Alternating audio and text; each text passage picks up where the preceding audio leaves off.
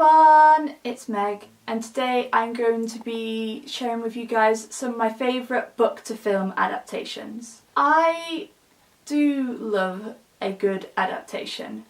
Sometimes they're not great, but when they are good, I really enjoy them. Obviously, it is a very personal opinion when it comes to adaptations from books to film, and sometimes people like to read the book before they like to watch the film. Personally, I am one of those people, but I feel like adaptations can bring a new life to a story and show it in a new light that you never thought you would have before. And it's also a great way to consume a story that you love in a shorter amount of time than reading a book. I have 9 adaptations to talk to you guys about, and I'm really looking forward to telling you guys why I love them so much. So without further ado, let's get into the video. A lot of these adaptations are actually adaptations of classics, so there's maybe about 3 that aren't classics. So yeah, a lot of them are classics, but I grew up watching a lot of these classics and I watched the films for a lot of them before I actually read the book because I was watching them when I was a child. So most of this is classics and most of them are Jane Austen, so sorry not sorry, because she's one of my faves. So the first adaptation that I absolutely love, and the first one of 3 by Jane Austen, is the 1995 BBC miniseries adaptation of Pride and Prejudice. I know this has been redone, like a lot of Jane Austen's books has been redone many times, but in my opinion, this is my favourite. I grew up watching Pride and Prejudice, this series in particular.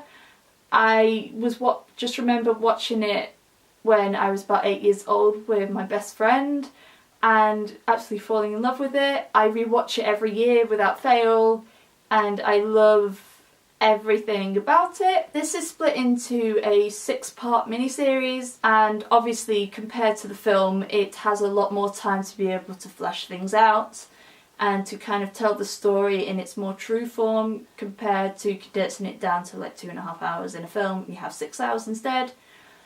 But personally I prefer this series over the film because even though granted it does have more time to tell the story, I prefer the characters, I prefer the actors in this. I feel like they portray the characters a lot more accurately to the book. And obviously I love Colin Firth as Mr. Darcy, who doesn't, like, let's be real.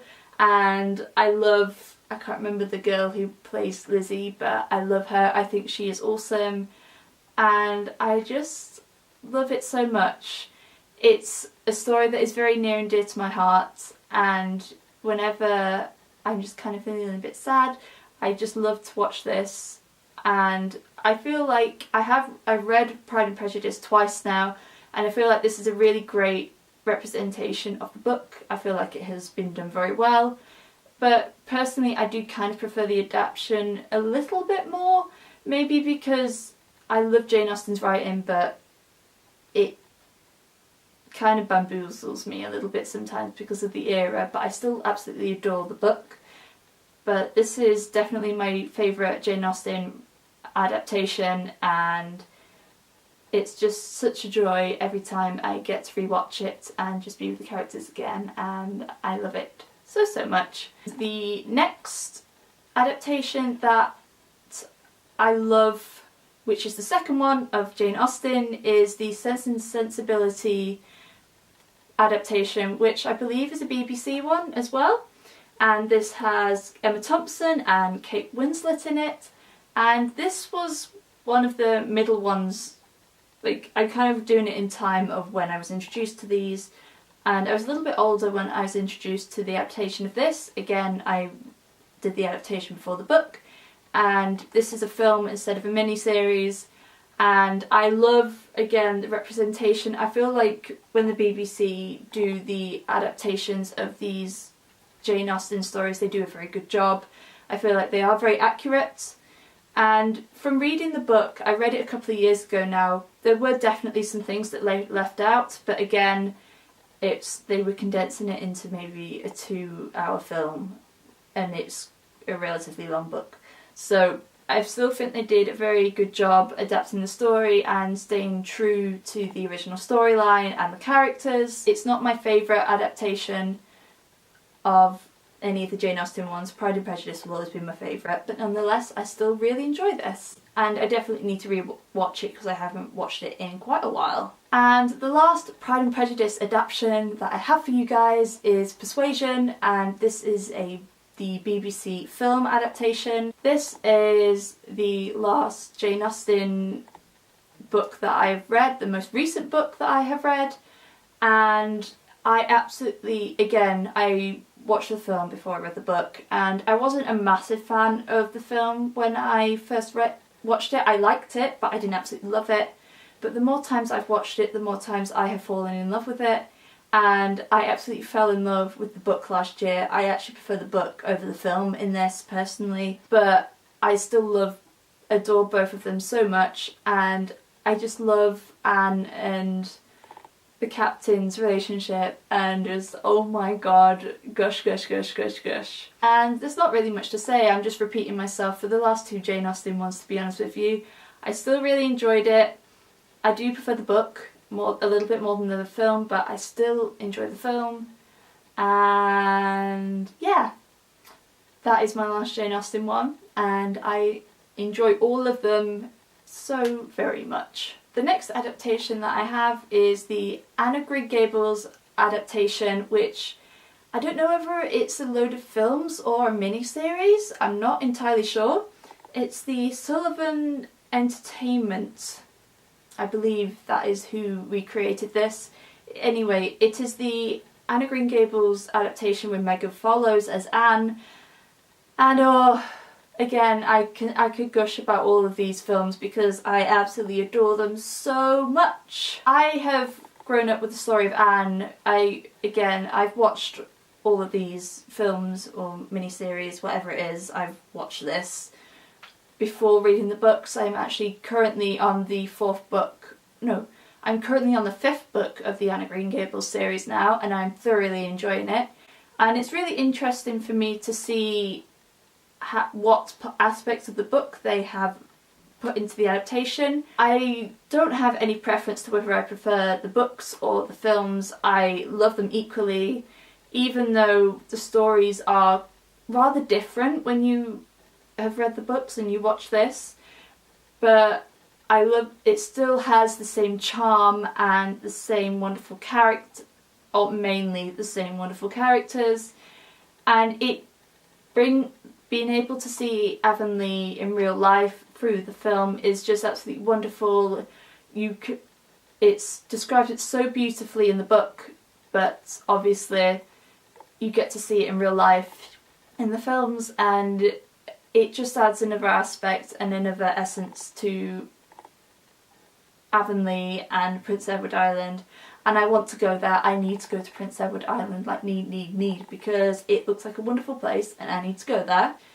But I love this. I love Megan as Anne, and I don't know what the actor's called who played Gilbert, but I love everything about it. I love the portrayal of the characters. I feel like that is very true to the book. And it's probably the most accurate thing to the book is the portrayal of the characters in this.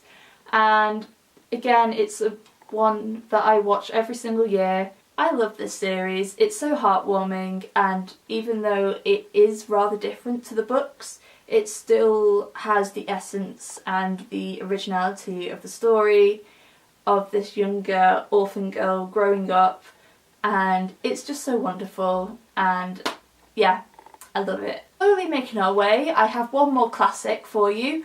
Hurrah! Nearly end of the classics. I'm sorry that this isn't. Anyway, let's just stop apologising. The last classic that I have is a children's classic, which is Alice's Adventures in Wonderland by Lewis Carroll, and I have here the Disney version, and I do love the Tim Burton versions, even though the opinions on that is quite controversial, especially the second film, because there's basically nothing about Through the Looking Glass, the book, in the film, but I absolutely still love the film regardless. So I love the Tim Burton editions as well, but I also really, really love this. Again, it is a story that I watched many times before, but I only read the book fairly recently, a couple of years ago. I've read it twice. I reread it last year, and it is a story that I feel like I do prefer the films again.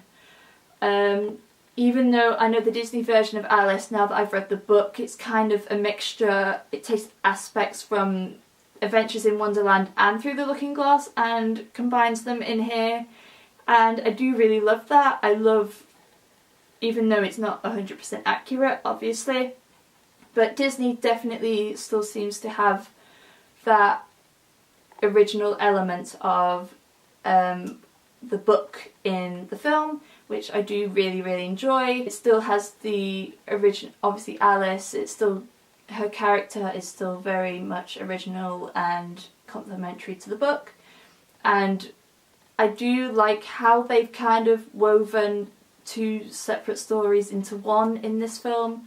I do love that a lot. And with the Tim Burton films, even though some people like them and some people don't, I do personally love them. I love how it kind of builds on the story and does still have the essence of all of the original story. It does still have essence of the original story and kind of references to it. I still really enjoy that. I do love them, both films, very much so, and I must admit I do prefer the film slightly more than the book, which is kind of a shame because I really wanted to love the book more. But this is my favourite Disney film, and it will always be my favourite Disney film because it's a load of stuff and nonsense, and I'm a load of stuff and nonsense. And it's just a magical, wonderful, mad journey, and I will always love Alice, whether it's the book or the film. It is, again, another story that is very near and dear to my heart, and I will always enjoy it. Moving along, trying not to be too long. The next one that I have is the Fault in Our Stars film adaptation, which is obviously the adaptation of Fault in Our Stars by John Green. And for this one I actually read the book first because I knew there was a film coming out and I knew I needed to read the book. So I read the book, I really enjoyed it, and I obviously picked up the film, and I also really enjoyed the film. I feel like this is one of the most modern day, this is one of the most accurate and well done reimaginings and adaptations of a young adult contemporary novel that I have personally read. I feel like it definitely stays true to the story. There's not too many changes in the film compared to the book, and it still has the essence of the characters, and I love the actors who are in this. I really enjoyed that. Even though it is quite a while since I read the book, I just really enjoyed it. I just thought it was a very good adaptation, to be honest with you. Personally, I am the sort of person who likes film adaptations of books to be accurate to the books, as accurate as possible. I don't know why, but this is I feel like it is quite a close telling adaptation, whatever you want to call it, of the original book, which I really liked. And I know that John Green was on the set of this whilst they were filming it, and in general I just thought it was very good. It was a very good adaptation. I feel like it really portrayed the story well and added even maybe a little bit more to it. So yeah, in general, very good, recommend. The next two and the last two ones I don't have the actual DVDs with me, but I do have the books. And the next one that I have is Simon versus the Homo Sapiens Agenda by Becky Albertalli, which was adapted into a film called Love, Simon. And I believe this film adaptation was done by the same people who did The Fault in Our Stars. And again, I thought this was a very good adaptation. I read this book 48 hours before I went to go and see the film. And I went to go and see the film. I absolutely loved it. It was just so gushy and cute and adorable, and I love it. Like, the people who the adaptation did a very good job. There was a few more changes in this, which I wasn't always a fan of. I didn't mind them personally, but I felt like they kind of made the big reveal towards the end a bit too obvious in the film. But I loved the people who played the characters in the film, and I think they had Becky Albertalli was on the set a lot when they were filming it, and it was just very good. I made me fall in love with the story even more, and it's just so heartwarming and wonderful. Yeah, basically everything that I could say about the last one really. I really enjoy it. I thought it was a very good adaptation, and it didn't stray too far away from the story. It did change a few bits, but I didn't mind them. I thought that was actually quite good, and it is, again, one of the best adaptations of a young adult contemporary book that I have seen so far. Right, moving along, I'm going to try and not be too long. I actually have another classic and I totally forgot about it, and that is Cider with Rosie by Laurie Lee.